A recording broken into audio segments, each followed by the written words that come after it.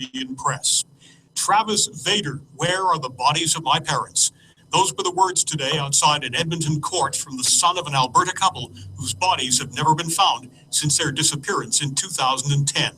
Brett McCann says he wants Vader to know he'll never give up the quest to find the bodies. Prime Minister Justin Trudeau has had some high points in his first year in government, but he admits he had one significant low point, too. That was the deaths of 2 Canadian hostages in the Philippines. The chief of an isolated Aboriginal reserve was full of emotion today as he realized his quest for an all-weather road to his community would become reality. Chief Irwin Redsky of the Shoal Lake 40 First Nation says words can't describe his feelings right now. There's another possible effect of climate change being revealed: smaller reindeer. Scientists say the animals are getting slimmer on the Arctic island of Svalbard. From the Canadian Press, I'm Roger Ward. Here's Mark and Don Leslie from Leslie Motors in Harriston, Walkerton, and Wingham. Ho, ho, ho! Hello, Marky. Have you been a good little boy this year? Don, I know it's you. Why are you acting like Santa? Because I feel like Santa with all the deals going on at Leslie Motors. Yeah, you're right. It does kind of feel like we're handing out presents this month. New or used, trucks, SUVs, CUVs, or cars, there's deals everywhere. And just in time for Christmas. Ho, ho, ho! I know. I feel it too. Merry Christmas, everyone. The weather is sponsored by Grey Bruce Brick and Landscape Supply. This area is leader for clay, brick, carrying quality products such as Hanson. Visit Grey Bruce Brick in Hanover's Industrial Park at 525 First Street in Hanover. For tonight, cloud with a 60% chance of flurries, 2 to 4 centimeters again of accumulations, wind from the southwest at 30 kilometers, gusting to 50 So we just got a community connection. degrees. And then the disclaimer, and then we're going to kick right 2 into the centimeters of the white stuff. Wind from the southwest at 30 kilometers, gusting to 50 and a high of -2. Overnight cloud with a chance of flurries and a low of -7. For Wednesday, cloud with a 60% chance of flurries or squalls, windy and a high of -5. Overnight, that chance of flurries or squalls continues, wind and a low of -11. For Thursday, it continues cloud with a 60% chance of flurries or squalls, a high of -9. Cloud overnight, chance of flurries, windy and a low of -16. And looking forward to Friday, because that's what we do on a Monday, cloud with a 40% chance of flurries and a high of -10 degrees. Here's what's happening at the Hanover Legion in the month of December. On Mondays at 1:30, there's a euchre. At 7:30, it starts. And on Thursday, you can play solo at 7 p.m. Fridays, there's a big euchre at 1 p.m. On December the 25th, to celebrate Christmas, the Legion will be closed. And finally, on December the 31st, there is a New Year's Eve dance with music by the Revised Way. This starts at 8 p.m. Tickets are only $20 in advance, $25 at the door. There is a light lunch provided. And for further information, you can call the Legion at 519-364-1130. The views and opinions expressed in the following program Good to go? are those of the participants and not necessarily those of Blue Water Radio. World Radio is brought to you by Bruce County Combat and Fitness in Walkerton. Check out the full list of classes at brucecountycombat.com.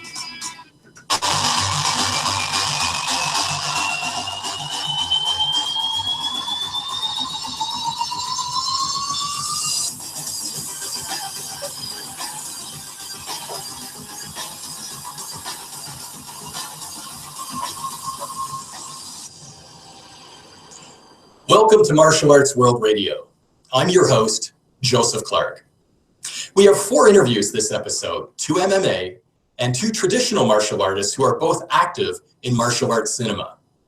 We will be speaking to UFC fighter Max Griffin, Bellator fighter Satoshi Ishii, martial arts filmmaker and practitioner Art Comacho, and Kung Fu master and co-star of the Kung Fu television series and trainer to David Carradine, Rob Moses. Be sure to check out our website at www.mawradio.com for the advertisement for the ultimate destination for martial arts and MMA Expo, which is taking place January 27th, 28th, and 29th at the Tropicana Casino Hotel in Atlantic City. You can also Google the ultimate destination for martial arts and MMA Expo for more details. This week's inspirational quote is from Lyoto Machida and goes as follows. Sometimes everything is going to be dark in your life, but it doesn't matter. You have to walk and believe that you can find the light. Hi, I'm Don the Dragon Wilson, and you're listening to Joseph Clark at Martial Arts World Radio.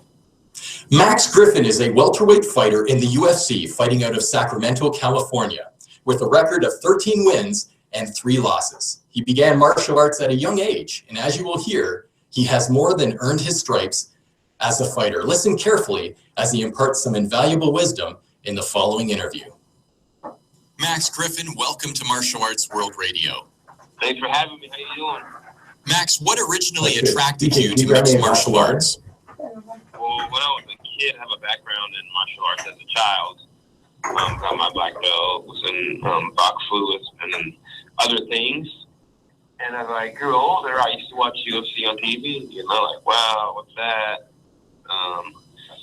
It's like the purest form of combat. I remember watching like blood sport and stuff with my dad, and, you know, different kind of things, and really interested me. It's like real life blood sport. So I got into it, and here I am.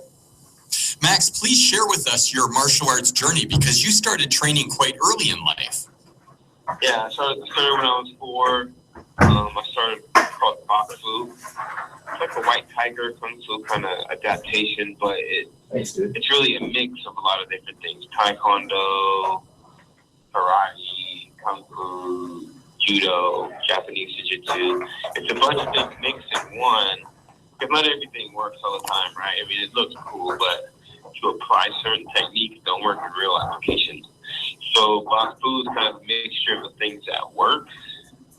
So, like, you know, life-like application, and that's what I've done from about 4 to 13. I went to, like, the World Championships a few times. It was my life. I even was supposed to go to the Olympics, but since it's every 4 years, I was at the tail end of my training. And, you know, when I got to high school, I was, growing up, turned into a teenager, like, oh, I'm not going to do karate, too cool for that. And the Olympics was like 4 years. It was like 3 years, later in my life. So I just hung it up. Max, was your dad a martial artist? No, but he took me, when I was a kid. It was like our thing, It sounds like you were quite dedicated for someone so young, though. Yeah, so I think now it helps me a lot to focus and make it happen. Discipline's real strong. Did you fight as an amateur, Max, or did you go right into the professionals?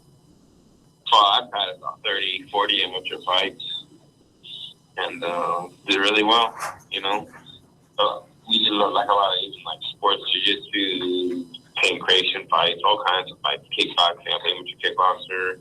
I'm also Ultimate Regal Combat welterweight champion. It's like the biggest show as an amateur in the United States. But I feel like you need to be amateur, get your feet wet, see what it's like. Don't just go into the pro. And people have success in that. But now, be honest. Do you have a favorite martial arts film?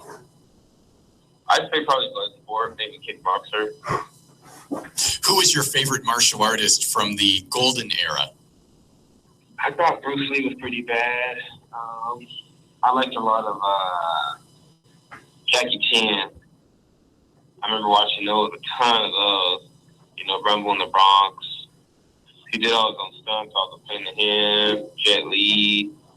Even now, Ong Bak, Tony Jaa, they're badass, man. It's like a lot of good guys. Yeah, I have to agree. Tony Jaa is a really entertaining fighter to see in cinema, and to see Muay Thai choreographed for cinema, that's really impressive as well. Oh, yeah. It's all real, too, It's stuff that can really happen to people. Max, do you have a favorite MMA fighter? Myself, there's people that Bones Jones. Rocket's the greatest. That's who I want to see. That's why I haven't been that I want to meet. But myself, personally. And that's an honest answer. Max, would you take us back to your first ever amateur MMA fight? Walk us through that experience. What was going through your heart? What was going through your minds, your mind, the nerves? Walk us through that, would you please?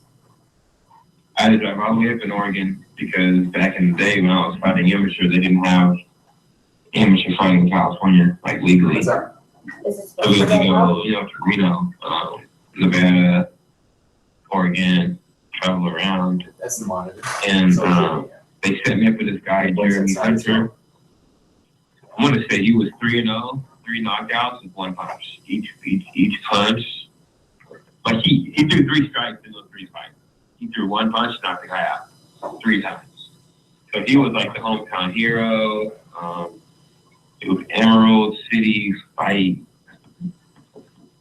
Series or something. Anyway, we drove up. My coach, trainer, Justin Ewan, some other guys rode up there in the truck. Like an 8-hour drive. Yeah, there. Springfield, Oregon. It's real rural out there, real rural. And I fought. It was real racist out there. I'll tell you that. Oh no. Oh yeah, kill that N-word, Oh man. Yeah. And I went in there and knocked that fool out in like 30 seconds. Wow, that crowd must have really loved you then. Yeah, there was mixed emotions in that crowd, Well, that would be my next question about the crowd's emotions. Did you, in fact, win the crowd? Did you get the respect from knocking him out? Yeah, I won some of them. The ones that weren't all the way racist. Max, walk us through your first UFC bout. What was that like? Man, I'll tell you what, that was it was like a dream, honestly. It was a dream that happened. It's a dream that really happened. I mean, I've been wanting to get signed since I was a kid, So to finally be called up, and it was surreal. All the stuff's happening around here. All these people finding all this stuff, and sure, it's people don't know how. To me, it was overwhelming. And it was, my performance showed, I didn't do anything right. I was just, it was a dream. I remember even when I was in there, like third person. It's very interesting. They called my name, police officer was out there just looking like, saying my name. You know what I mean? It was, I was like, not in the moment, It was surreal. Even seeing him jump and say my name, this is like really happening. It's like I was just overwhelmed by emotion, But I lost. I learned. Went out on my shield. I learned. It taught me a lot about being able to talk to Cerrone a little bit in the back after. And, it is what it is. I'm thankful I am in the UFC. I had a tough fight. But I learned you have to be focused, and I learned a lot. I've grown leaps and bounds since that fight, and I think my last fight proved it, Max, did you experience any self-doubt, or did you feel confidently that you deserved to be there? So I knew I was ready, but I was physically ready. I just was not mentally ready. How so were you not mentally ready? I mean, I was so prepared. Just looking back, how I knew that even is when I went home. 3 days later, I'm at home, sitting on my porch, and I still didn't believe it. I still didn't believe it didn't happen. Like, it didn't happen, none of it. It was weird. It was really like, it was like an out-of-body experience. I'm spiritual and stuff. So how did you come to terms with that? I saw a sports psychologist, and I talked to people like it wasn't you, it wasn't me. It wasn't me. And it really wasn't. I wasn't there mentally. Like I just wasn't there. And I talked to some of my, I got different people I know, and people that know me really well, and they said, "Hey, you weren't there." I thought you must have like look at your face, like my mind was somewhere else. I wasn't focused. I wasn't centered. And then I sought some help, Dr. Bregman, sports psychologist, and that was like the for sure trigger. I told her exactly what happened, how it went down, and how I felt, and You know, I said I was not there. I wasn't mentally in the moment. I wasn't. And given the circumstances, that's a very understandable and human state, state of mind and state of emotion. How did she help you? Did she have specific techniques or exercises for you to help you come to peace with this situation for next time? Yeah, she had me doing all types of exercises on being focused, being deliberately focused. Like, I was basically training my brain to focus, to really know how to focus, It sounds sort of like Zen meditation, where you're trying to clear your mind so that you're existing in the now and you're focused just on the now. Yeah, and if I'm in the moment, I win. I won every single time that I've been in the moment. And my losses in my career, it was all mental, like I had, stuff was happening at home life. There was always moments, even before the fact, that I knew that I wasn't focused, Are you conscious or aware that there are things that are happening in your life that are distracting you, so that you're able to be self-aware and say, oh, get back on track here. Don't let this take away from training or take away from your mental focus on the approaching fight? Totally, even training, when you're tired and whatnot. With my coach, a lot of time in Tahoe with my coaches, and I had to do a lot to really buckle down and focus. I mean, your mind is separate from your body. You have to understand that. I'm going to die. I have to continue, right? You don't have time in the cage to not. So, yes, it goes full circle. You got to instantly focus. And what I've been learning with that is the ability to force your body no matter what. Max, have you ever had to use your martial arts training to defend yourself in a street fight scenario? Yes, when I was younger. So then how does the adrenaline dump and maintaining your composure compare in a street fight as opposed to a bout in the octagon? Honestly, it's probably harder in a street fight. Now it's to the point where you're so prepared. Like the hardest thing from Mexico, right? It was big. The thing too about Mexico was the elevation. So I really couldn't get that adrenaline down. Sure. The cardio, I was doing a lot of stuff for the cardio, but the situation being booed by so many people, you have to kind of cut it off and disconnect. Don't let it affect you, which, makes you be focused. I think the preparation helps you do that, but on the street fight, it just happens. Bam, go. It's more life or death. Think about it on that, honestly. So Max, words of wisdom for our listeners who are amateur fighters who are considering going professional. I would say fighting's not a joke, In my regional games, I fought a lot of good amateurs. They used to say amateurs are tougher to fight in because the people that are fighting love it. You're not getting paid. And I think that's the case in the lower levels of being a pro. I think a lot of the higher level amateurs are better than a lot of lower level pros, honestly. But do go all the way and do make it to the bigger shows, UFCs. Everyone is so good, and it's a lifestyle.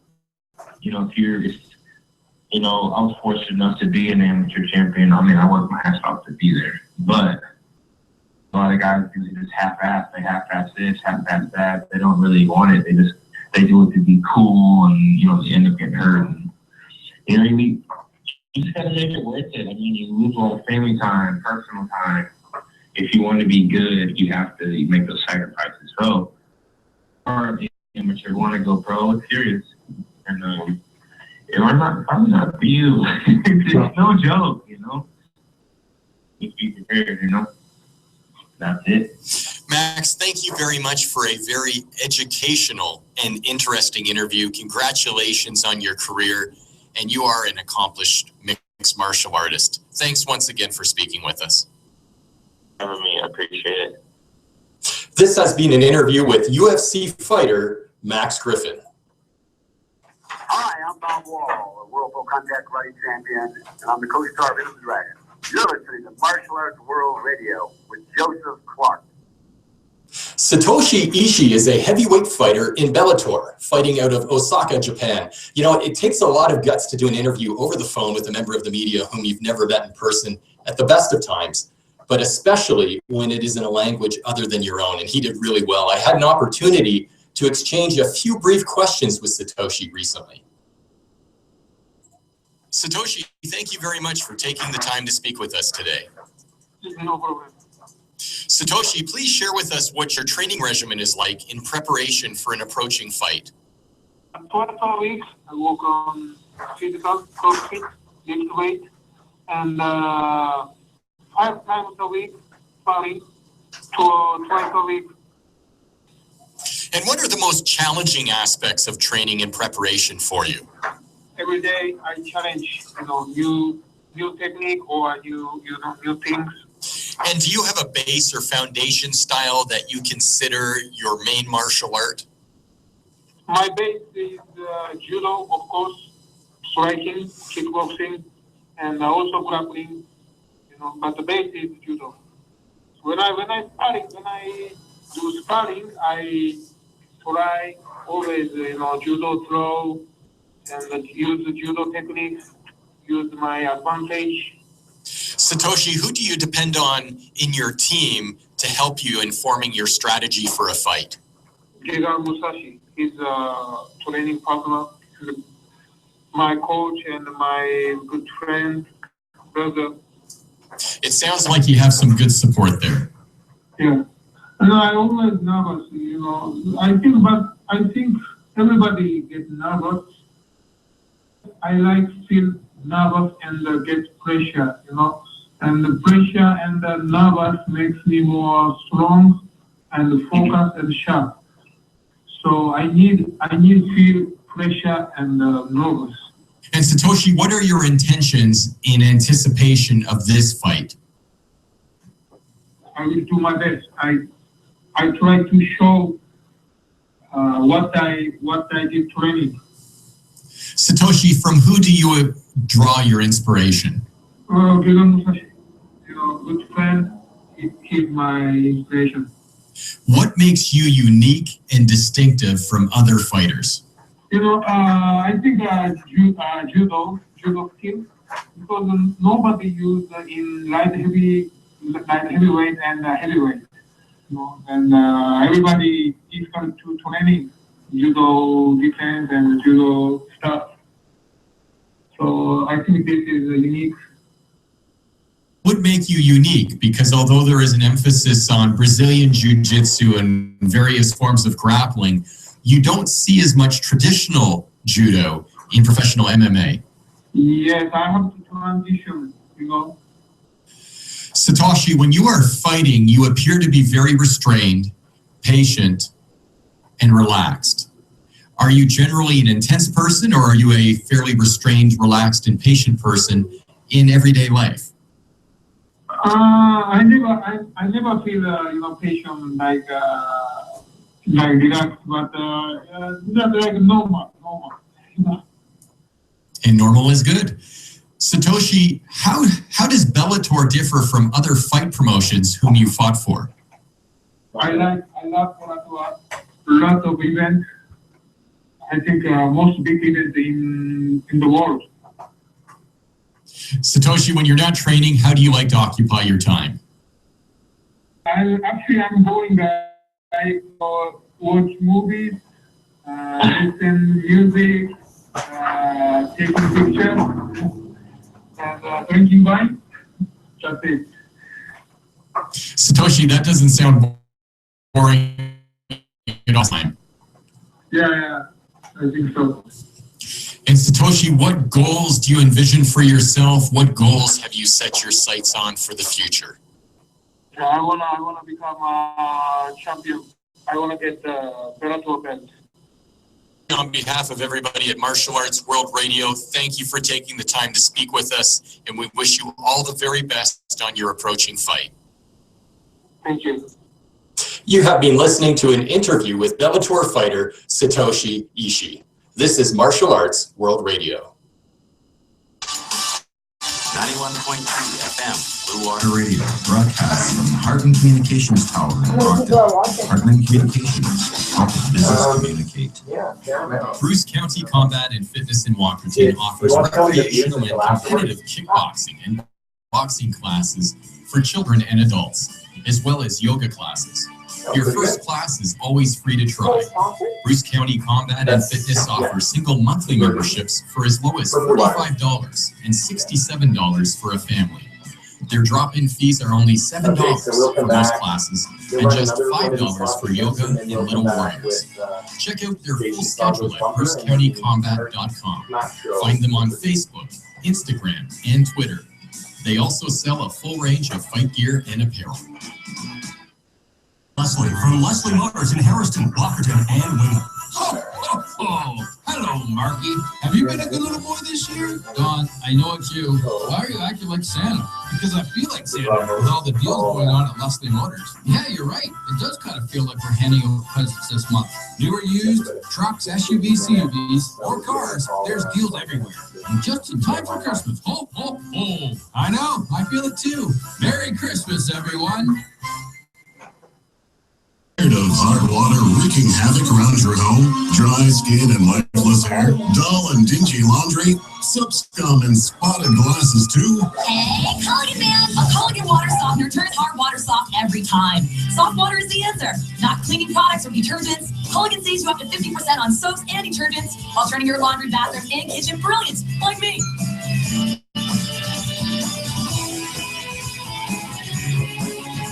Hey, Culligan man! What's up? You okay to play, Sophie? How's your breathing? Fine, Coach. My asthma's under control, and I want to score a goal. Okay, have fun. Good call, Coach. Children with well-controlled asthma can be just as active as other kids. Hi, I'm 11-time Ironman champion Lisa Bentley. Asthma didn't hold me back, and it shouldn't stop your child from being active either. Great goal, Sophie. To find out more, order the Ontario Lung Association's Asthma Active booklet for children. Phone 1-888-344-LUNG. This is Harold Reed from the Red Green Show, and I'm listening to 91.3 FM Blue Water Radio. So are you. We're listening to them together. Martial Arts World Radio is brought to you by Bruce County Combat and Fitness in Walkerton. Check out the full list of classes at brucecountycombat.com. This is UFC fighter Jason Sago. You are now listening to Martial Arts World Radio with Joseph Clark. For those of you listening to Martial Arts World Radio well on your phones, tablets, or laptops, be sure to check out www.bobwallworldblackbelt.com, the world's foremost martial arts online community. Art Comacho is an accomplished martial artist who graduated from cinema stunt and fight coordinator to producer and director. He has worked as a stunt coordinator and actor on over 60 action films, and he has over 40 writing, directing, and producing credits to his name. In fact, he has worked with Steven Seagal, Benny the Jet Urquidez, Don the Dragon Wilson, to name but a few. He's been featured on the cover and inside magazines such as Black Belt Magazine, Inside Kung Fu, and Karate International, to name a few. And he is an inductee into the Martial Arts History Museum Hall of Fame. Art, welcome to Martial Arts World Radio. Oh, thank you. It's really a big honor for me to be on your show, brother. Appreciate it. Art, let's begin with your film work, because you are a martial artist who is a successful choreographer and fight coordinator, producer on your film career.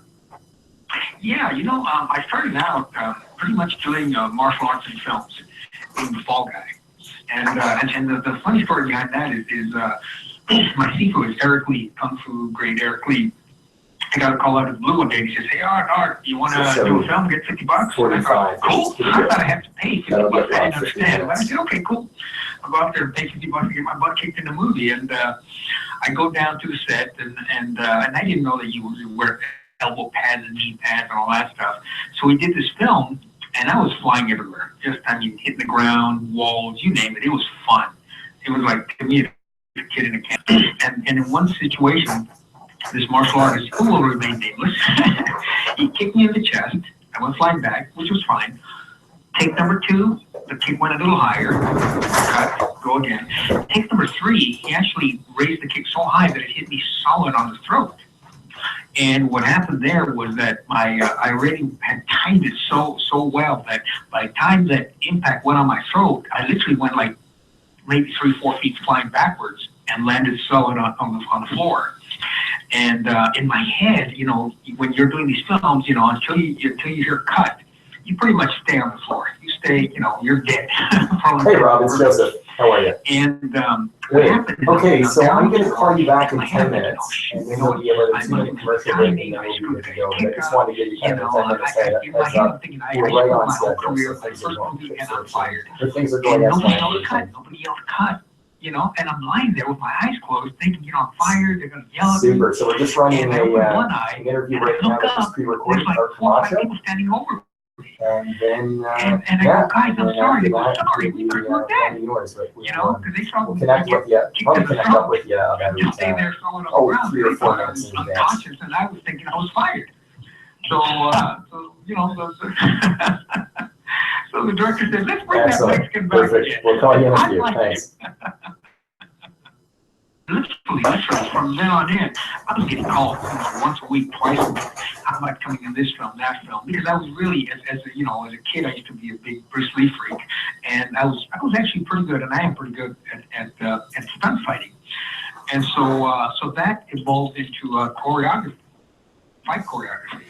And then everything was evolutionary, because the bottom line is that when you're doing these films, especially the independent movies, the bottom line, you have to be not good, you have to be great and efficient and fast, because time is money.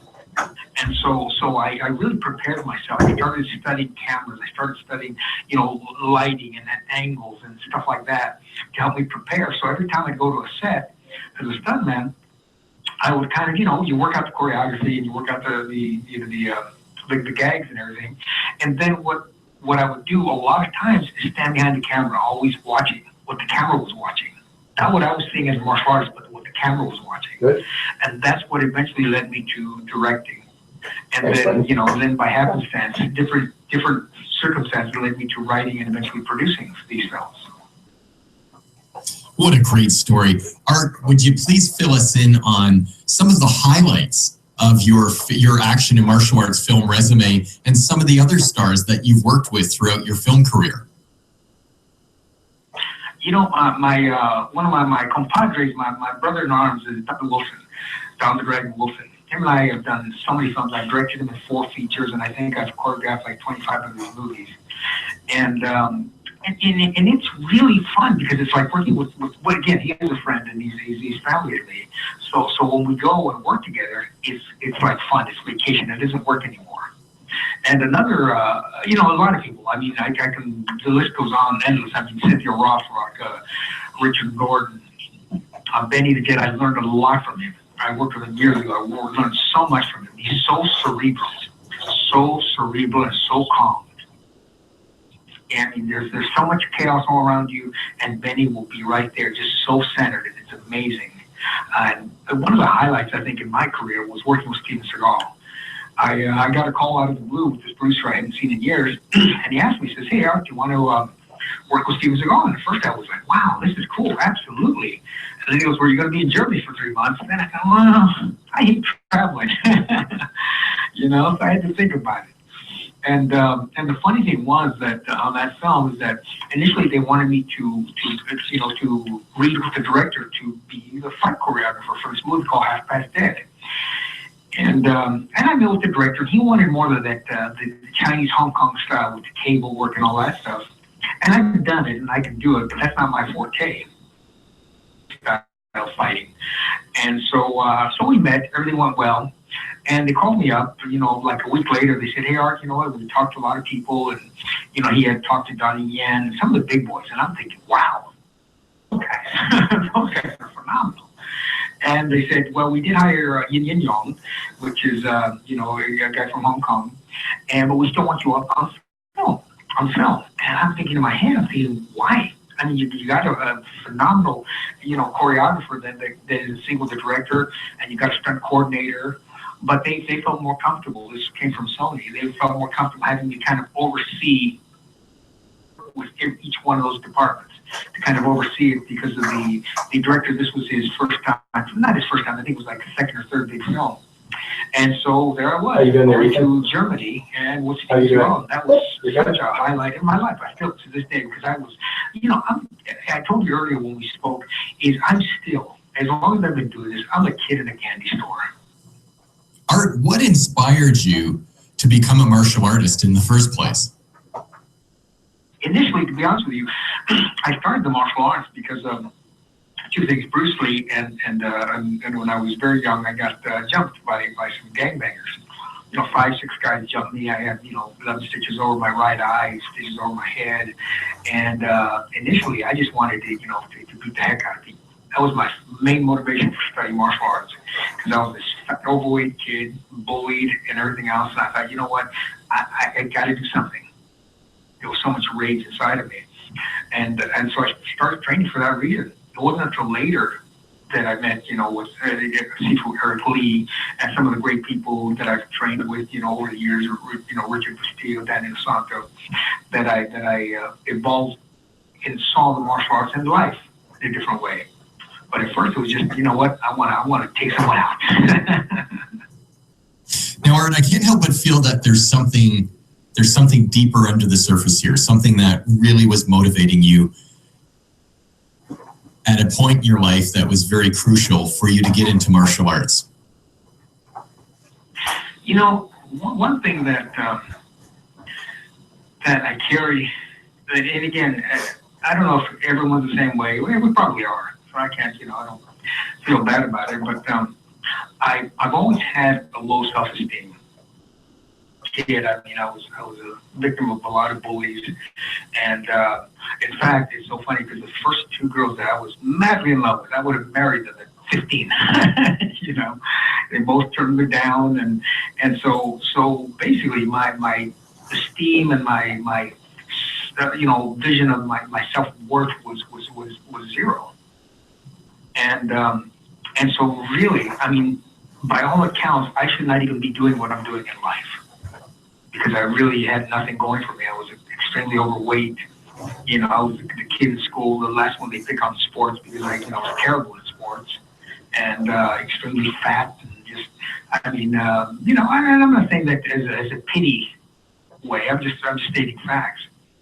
And so I really, I always was in this fantasy world. When I saw my first Bruce Lee movie, it was Chinese Connection, and that just blew me away. That film, I'm telling you, brother, I became such a fanatic. I remember every weekend I would save my allowance and go to over here we have call them swap meets. I don't know what they are over there. Where all these people sell all these used things and all that fun stuff. But I used to buy every Bruce Lee poster I could get my hands on, anything I could get my hands on Bruce Lee. I became such a fanatic, and so mesmerized by what this man could do on film, and how he looked and how he expressed himself. And it just so happened at that time is when I, again, going back to what I said earlier, I ran into a situation where just being at the wrong place at the wrong time, I got jumped. And so those two things combined pushed me in the direction I'm going in. And to this day. All right, bro. It's Joseph, and I'm going to keep you on the line now. For Bruce Lee's influence in my life. We've just got a couple more minutes here with Dr. Comacho's interview, and then we're going to go to commercial when we come back. I have a quick announcement. Art, would you want to describe your martial arts resume? Because you have a diverse background in martial arts. Yeah. No problem. We've got about and it was good, but I just didn't. When I was competing, I just didn't feel that was they basically started. We're going to start I trained nevertheless. And then I went to the Kali Academy for a while with Daniel Santo, Richard Castillo out there in Torrance over here. Of other things. And then we'll start and at the same time, I went to a seminar with Eric Lee. Point being and that is where, it clicked with Eric Lee. So I'd say, everything was kind of, felt. This was, I don't know how to describe it, but this was my home. And so that's when I started really training hard and stayed with him. And I got my degree, my black belt under him. And then at the same time, I did amateur boxing, and it was fun. It was fun because I wanted to get the contact, I wanted to get the feeling of that. And so what I started doing is just feeling my way around martial arts. And every time, going, as I progressed into movies, so, I say before I say when I worked Gerald Comacho, kickboxing, John Wilson, or even Steve Seagal, learning a little bit about keto, trying to, right? Where I see the martial arts as a broad spectrum, and there's room for everything. I think everything has an element of truth in it, and everything, whether it's karate, and that's what I started doing with my life. I mean, I started applying the martial arts thinking, the martial arts philosophy to my life, and basically, as we spoke earlier, I really do believe martial arts is. I'm going to make your phone a live feed right now, so you'll hear the live feed. Art, do you have any advice for our listeners that would like to pursue a career as an actor or a stunt performer in martial arts cinema?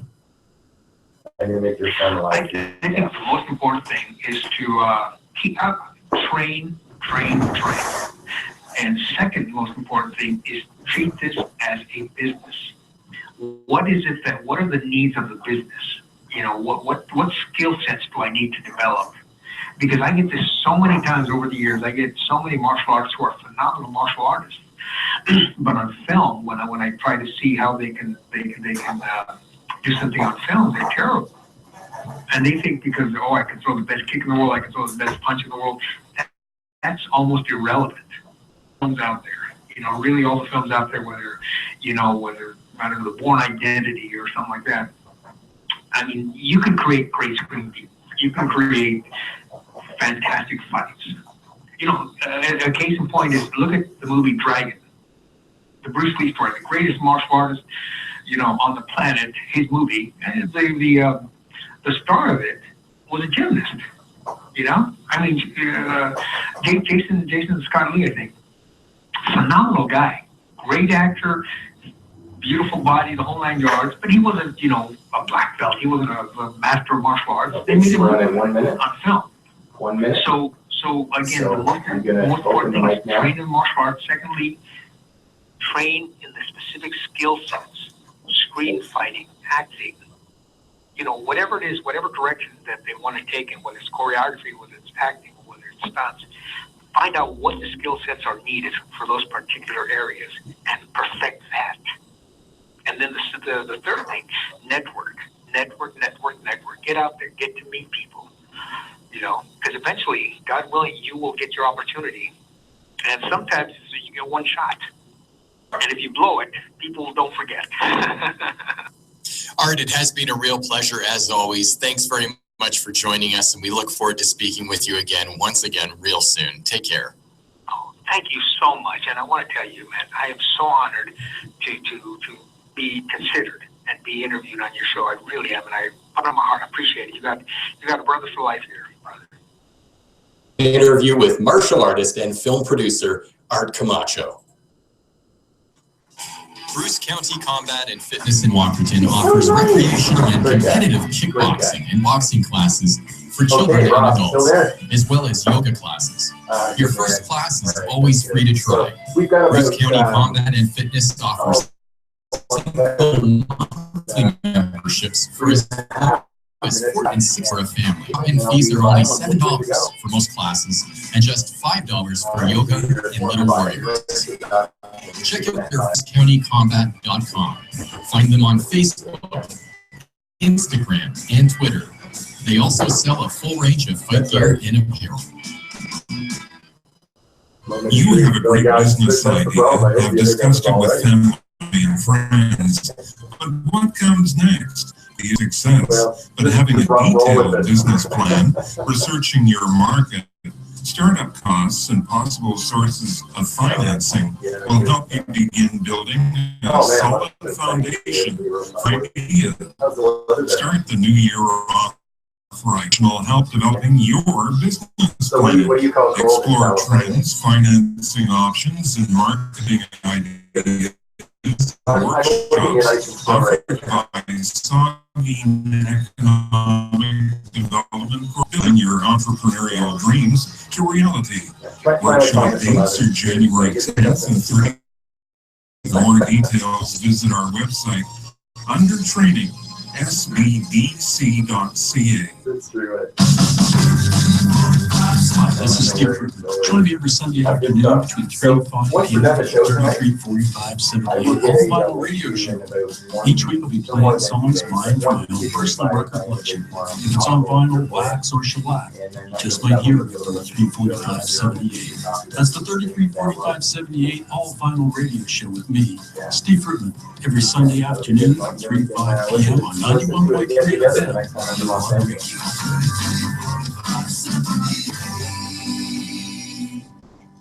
91.3 FM, Blue Water Radio. Follow us on Twitter. Our handle or Twitter name is @BlueWaterRadio. And like us on Facebook. We have loads of exclusive contests and giveaways for our followers. Join in on all the fun and check out all the latest news and information in the Grey Bruce area. So spread the word and follow Blue Water Radio to win. All right, I'm going to make your phone a light mic. Martial Arts World Radio is brought to you by Bruce County Combat and Fitness in Walkerton. Check out the full list of classes at brucecountycombat.com. Blue Water Radio. Today's best music. You only have to turn us on once. We'll turn you on for the rest of the day. 91.3 FM. Midwestern Ontario's best music mix. BWR. Blue Water Radio. 91.3 FM. Martial Arts World Radio is brought to you by Bruce County Combat and Fitness in Walkerton. Check out the full list of classes at brucecountycombat.com. Hey, Griffin. You are listening to Martial Arts World Radio with Joseph Clark. Be sure to check out our website at www.mawradio.com and check out the advertisement for London Sports, a manufacturer of quality equipment and apparel at factory prices, which you can brand for your students and customers. Just click on the London Sports advertisement to send your inquiry. Sifu Rob Moses began his study in Kung Fu over 40 years ago. He was David Carradine's Kung Fu trainer, fight coordinator, and co-star on the Kung Fu television series. In 2002, he was inducted into the United States Martial Arts Hall of Fame. Rob, thank you for joining us today. Hey, thanks for having me. From 1982 to 2009, you were David Carradine's trainer. Would you take a couple of minutes and tell us about that experience, Rob? Sure. It's probably, some of the best times in my life are all thanks to David. I had been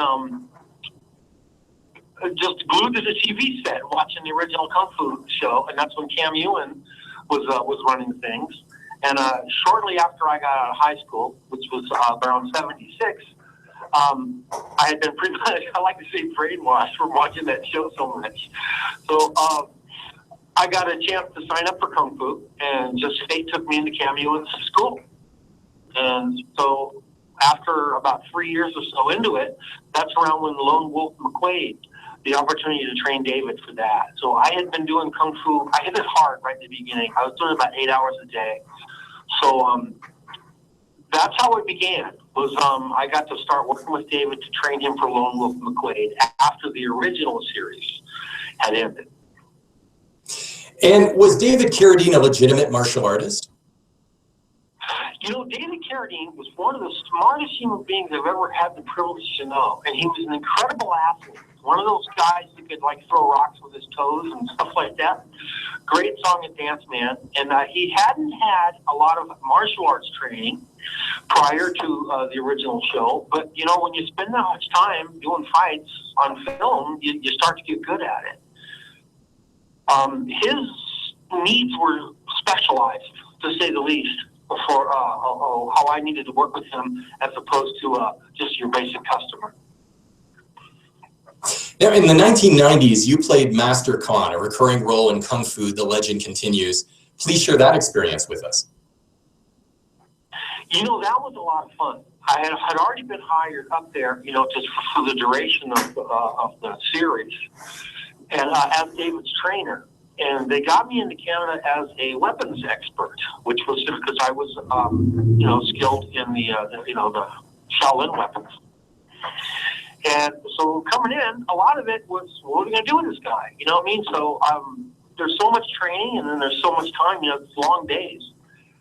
Eventually, I was willing to shave my head, so we started playing in extras in the backgrounds and all the simple scenes, the flashbacks would be there. And then towards the end of the first season, we were going to film an episode called Dragon's Wing, and there was another gentleman that was already in hair and makeup, and they're ready to go. And there was, I'll say, and what are we going to do? What are we going to do? This guy's walking, right? And the coordinator at the time was a gentleman named Mike Vendrell. And he just says, let's use rock. And that particular episode was a take on the Magnificent Seven. Like the Seven Samurai. So I had, for lack of a better term, James Cogburt's part. They just threw me in on the cuff, and that's when they had to name me. And then from the rest of the series, I got to be that character. Finally got a name. I hope that explained it. Oh, it did indeed. It did indeed. And so you were filming in Toronto, I believe, correct? Yeah. So yeah, it was wonderful. I'll tell you, cold noses, warm hearts up there. I've got godkids up there now. That was quite possibly the best 4 years of my life. Some of the friends that I've made, I still am in contact with, and I get treated real well. What a wonderful city Toronto is. So Rob, during the 4 years that you were working in the Kung Fu series up in Toronto, were you given the opportunity to frequent some of the Kung Fu clubs here and get to know people in the local community? Well, the fun thing was, I really didn't have to. The closest people I got to was the Chow clan. Mo Chow was the liaison to the show. And so his son Ian is also a Kung Fu master, and his brother Ho, who used to do a lot of work on the show. So they were kind of the first people to really treat me as family. But luckily, working on the show, most of the folks in the local schools all would come in to be active, do extra work or some of the events. I wound up meeting quite a bit of the different local schools and the local people, and but the ones that are family, it was like the Rupert Harvey with Golden Harmony, and then the the Mo Chow Kung Fu School, which is also divided now into the Northern Lake Southern Fist School. So I'm still in pretty good standings with those folks over there. You were inducted into the Martial Arts Hall of Fame, and you also received the recognition of the Soki title, I believe, from the International Karate Schools of America.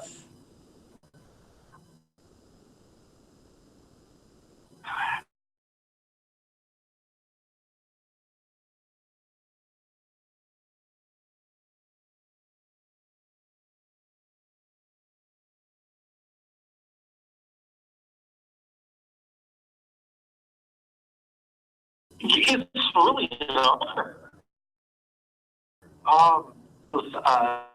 Nine Palms wound up Bell magazine, and someone who had read those actually nominated me for a Founder of the Year, 2002.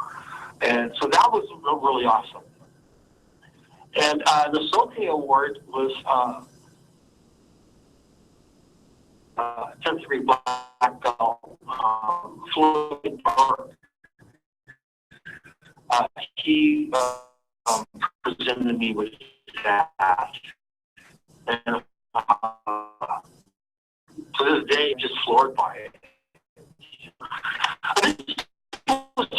I do have different perspectives about it. To us, your system which you are manifesting. I'm working in a whole different, the way energy moves. Let me sum it up like that. I'm looking at the flower of life and the Fibonacci sequence and sacred geometry, and water and electricity and magnetics have similar behavioral properties.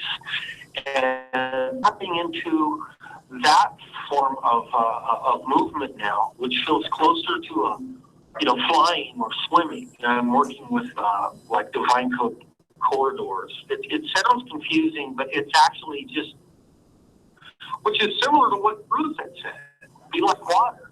And I figured out how to create waves and funnels and, vortices with that. And so it's kind of a world peace modality. I've been honored with an ambassador to Universal Peace Award from the United Nations for it. And I was also lucky enough to be involved with the Modern Mystery School in Japan. And those folks are real big with the world water healers. So I'm really, my, purpose and intention is to turn the original intentions of Kung Fu, which were actually meditative, and that you would mimic animals. What I'm doing now is I'm mimicking the universe. We're working with the galactic themes and that side of nature. Instead of beak and talon, I'm using more fins and wings and so much with water and whirlpools and just immaculate self-expression, I'd like to say, in the sense where you burrow into the wind, and it's a timeless modality. It has nothing really to do with competition. It's pure creative energy. And how long have you been working on this system, Rob? Well, I had came up with Nightfall. This is a fun story. Thank you. That's a great question. In December 8th of 1999, I only remember that because it was David's birthday. And that was when I first came up with the ideas of the 9 poems, these 9 configurations that a person could use to express everything at the time I learned about martial arts. And after I had conjured up that way of thinking and moving, suddenly I started listening with my skin a lot more, as opposed to just getting hit or out of the way or doing all the martial stuff. The 9 poems got me kind of more fascinated in just just moving. It really felt great. And that of self led to more experiments. I started out with pieces of bit driftwood down at the beach, and I found certain would not allow a person to be hostile, and it was more inquisitive. And I started finding this fascinating energy, and then I went ahead and had prototypes made. Now I'm working with what's turned out to be nature's golden spiral and the phi ratios. So I built these apparatuses, and I use them as personal guidance systems. And they help me to swirl like how seashells are. Instead of smattering and hitting things where your spirit and your soul, everything's splashing. I'm pouring things and maneuvering through, and actually like hitting wormhole continuums. I hate to sound too scientific-y, but it's fun. I mean, it is so much fun. And I really feel that, if we had world peace, this is what people would be doing. They actually spin faster than regular sticks or staffs. And they have a way where you kind of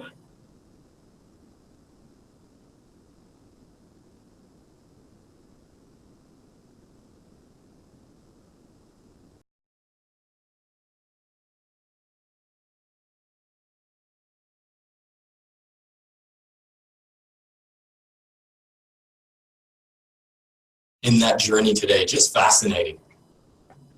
Would you be kind enough to mention my website or anything? Oh, please do. Yes, go right ahead. Okay, well, I got 2. One is seafoodrobmoses.com, and then it leads to goldenspiralwellness.com. Goldenspiralwellness.com. Yeah, goldenspiralwellness.com. Thank you. No, thank you, Rob. This has been an interview with legendary martial artist Rob Moses. Be sure to check us out at www.mawradio.com and follow us on Facebook, Twitter, LinkedIn, and YouTube by following Martial Arts World Radio. I'm Joseph Clark. Thank you for listening.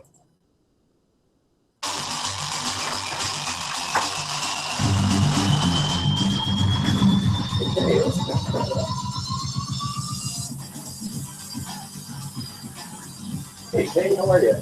Good, how are you? Good, yeah, stop that.